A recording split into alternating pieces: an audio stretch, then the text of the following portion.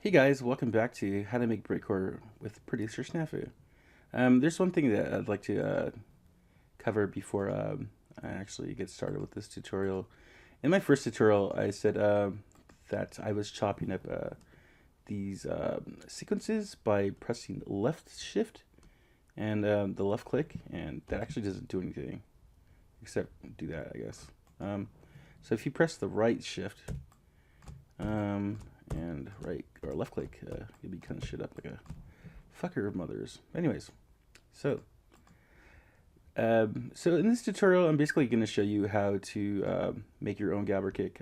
You can. I'm gonna make another tutorial on how to actually sound design a gabber kick, but all you basically have to do to make a gabber kick is to you can either use a 909 kick drum, or you can just take a 909 kick drum and just like distort it.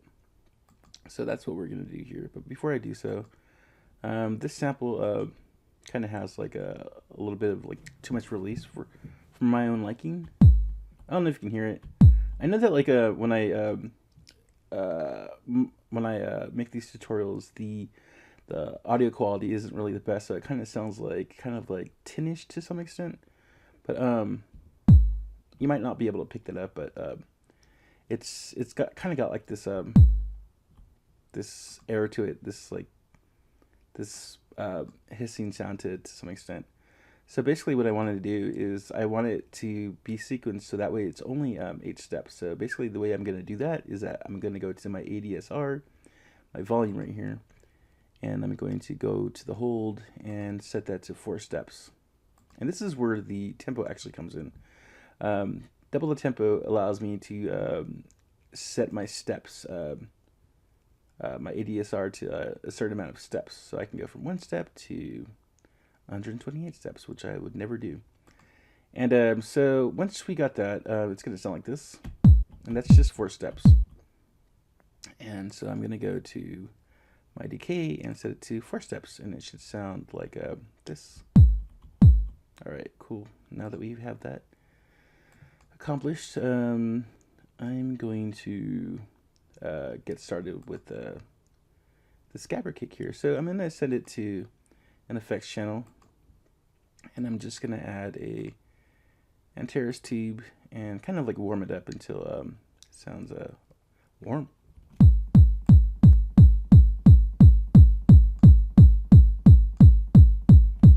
That should be good enough.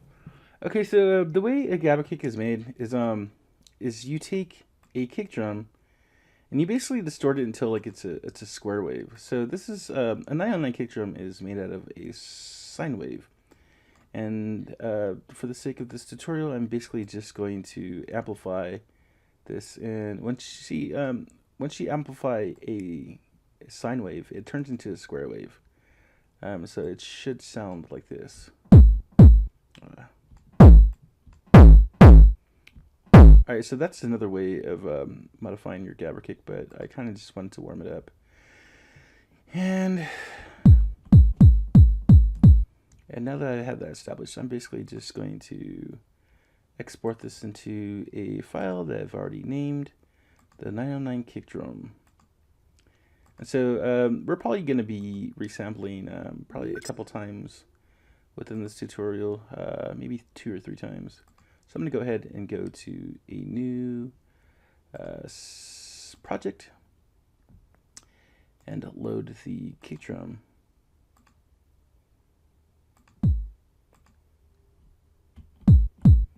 Alright, sounds good. And from there, I'm going to send it to an effects channel. And I'm going to basically just add the Antares tube, as always. And from there, I'm going to distort it. Oops, I should probably sequence it.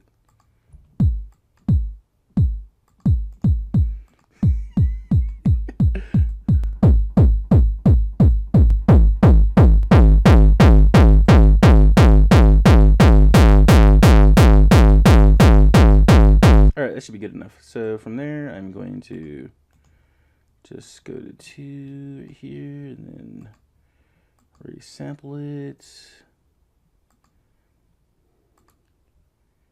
and voila. it's ready and good to go after I do that. And I'm going to go to a new project.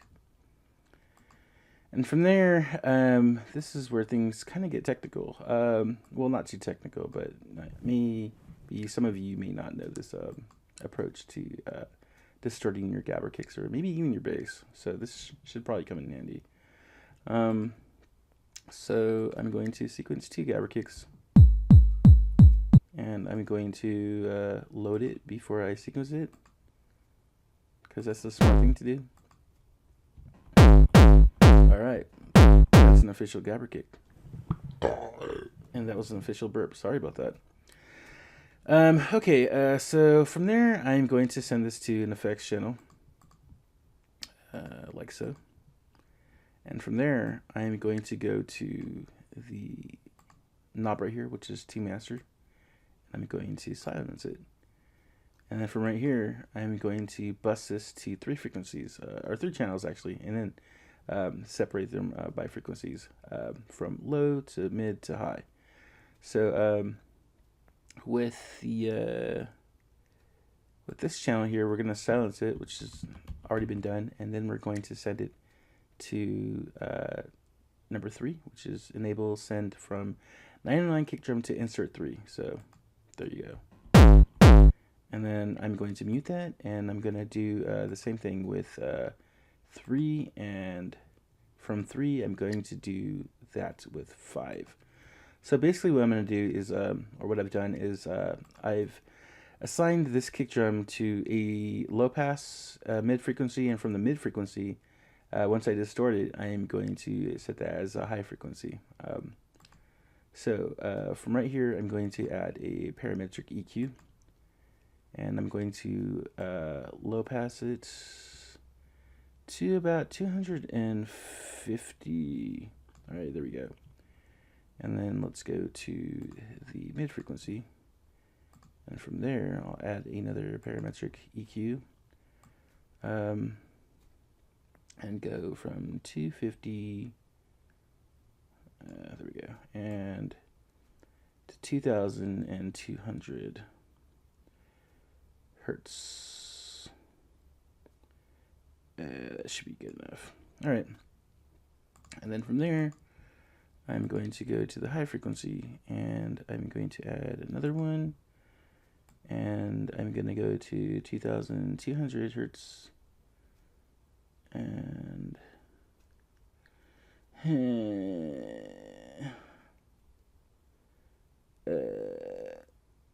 there we go. Anyways,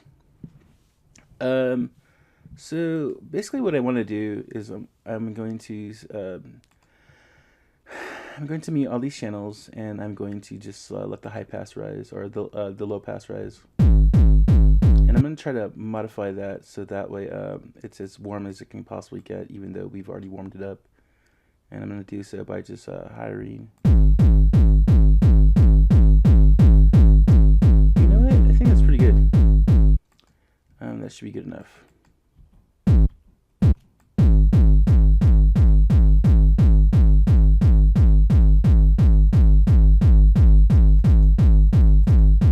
Alright, cool. So we've got that established. And now I'm going to head over to my mid frequency, and this is where things get grimy. So there are many different distortion plugins that you can use. I do have the what is it, the Homicide, and some other one. What is it called? The Federator. Sorry, I can't read. And I probably have some other ones. I know that I can use Wave Shaper. Actually, I might use that later on. Maybe.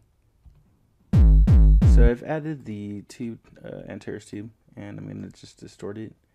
I'll go ahead and lower the limiter.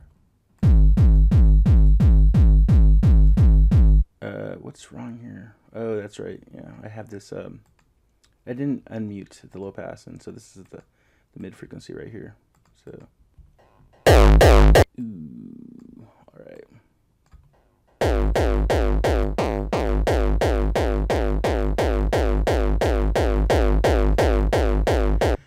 All right, we can actually. So I'm moving this by scrolling the mouse wheel. So we can fuck with the tone by adding another parametric EQ and kind of just like lighting one of the bands here and finding the sweet spot. I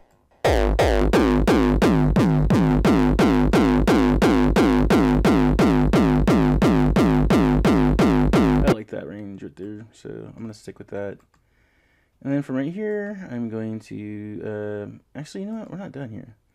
I wanted to add a stereo widener, so I can either do that two ways. I can either take this stereo separation here by turning it all the way to the left. All the way to the left. And it's not working. Anyways, so I guess we'll just give up on that and just go use the secret weapon here that I pretty much use in almost every track for stereo widening, and that's the MDA stereo. And this is basically just going to give your gabber kick like a wide sound. Right? Alright. And I think you can make it wider here if you turn the stereo separation. So let's try and do that. Or I don't know, I could be wrong.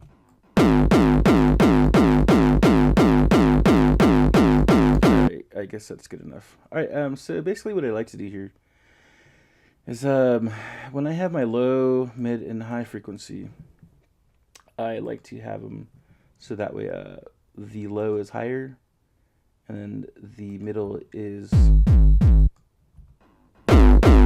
lower than the higher. So we should probably you can either add a limiter or you can add a compression. I usually like to use a limiter.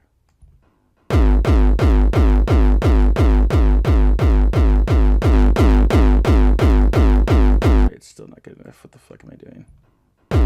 Alright, I guess that's good.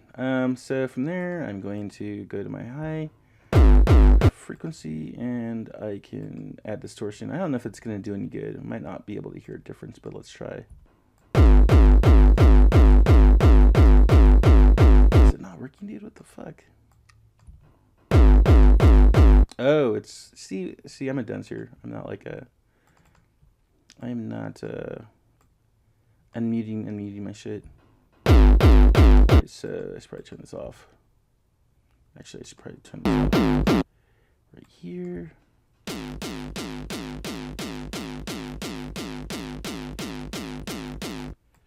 Ouch.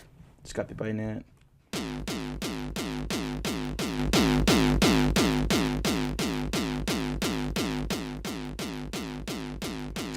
Alright, let's see what this all sounds like together.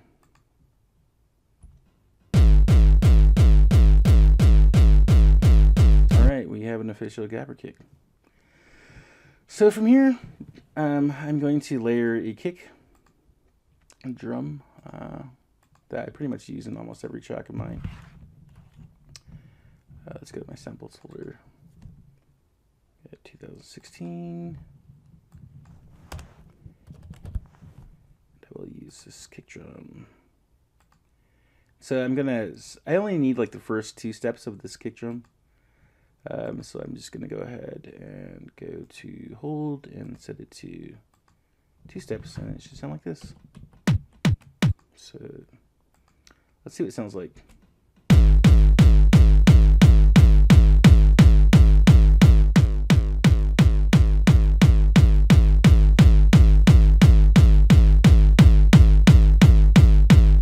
I'm happy with that. So once we've gotten our favorite kick drum and layered it, we can go ahead and resample by bouncing this shit to this shit again. It might not be necessary to resample it, but just for the sake of experimenting, I'm going to go ahead and try to resample it again. It might not be effective, but we'll see. Let's see. I think after I resample a kick drum, I think I pretty much just add like an Antares tube distortion again. so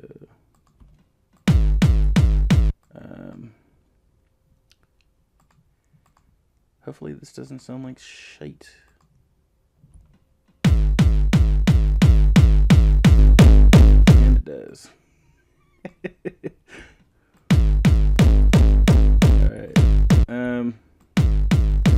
So what the problem is here is that like the warmth of the low pass is at the highest it can basically go, and so once you do that, if you add too much distortion, it's basically going to lose all its headroom, and the emphasis is going to be more on the low pass, and the low pass is going to be dominating. So we pretty much have a legit kick drum here. Let's look at it. Okay, so basically what I'm going to do right now is you can go to Tools, and let's see. Tools. Am I doing this right? Is it Options? No, I think it's Tools. Last week, External Tools. Okay. So I've added Addition here. You can add whatever wave editor that you use to edit your waves, and once you do that, you can now go to your sample waveform here, right click it, and go to edit. Actually, you can just go right here, and it'll open up an Audition, and Audition will play it right now. And yeah, let's play the waiting game. All right. What the fuck is that? See, I don't like that shit right there. Usually with my samples, I like to have them at least like under -3 decibels, but that can be taken care of later. It's not really important right now. But in the next, why does it sound like that? It has like this like tinny sound. Anyways, so that's a gabber kick, and that's how you make a gabber kick.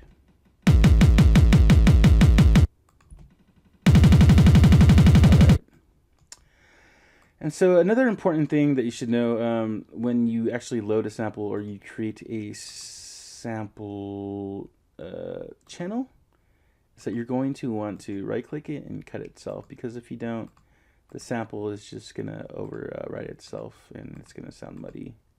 I'll give you like an example.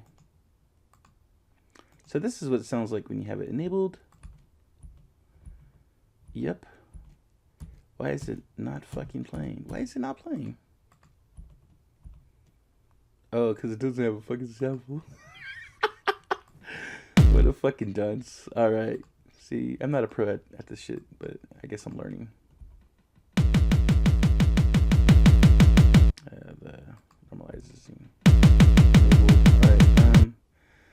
So I'm going to unenable the cut itself, and it's going to sound muddy. We don't want that. And that's pretty much it. Thank you for watching. Hopefully this inspired you. I'll let you know what inspired me for this tutorial was this background here.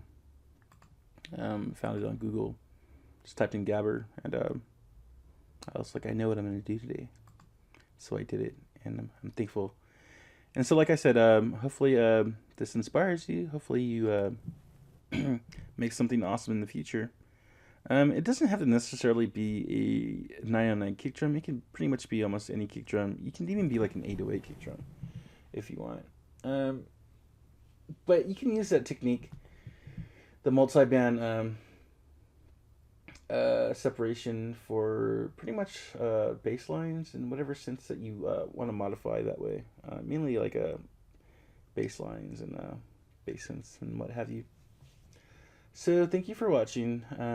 Stay tuned for the next tutorial, which should be how to sound design a gabber kick. So from that tutorial, we'll be learning how to make a gabber kick from scratch, and that's always fun to do. That's actually my favorite way, my preferred method of making a gabber kick. So we'll see you next time.